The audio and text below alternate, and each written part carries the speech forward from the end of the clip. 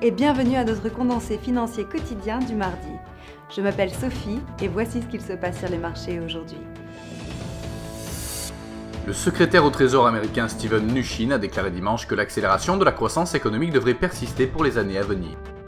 Le dollar australien semble vulnérable à nouveau, fait face à la Fed, la BOE et le CPI européen, et les analystes s'attendent à une dépréciation.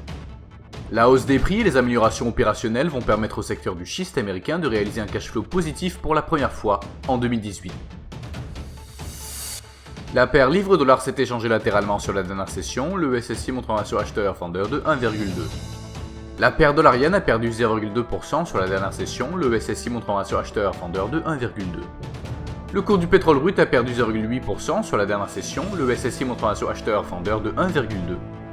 Le cours de l'or a connu un mouvement baissier, chutant de 0,5% sur les deux dernières sessions, le SSI montre un ratio acheteur-vendeur de 6,2.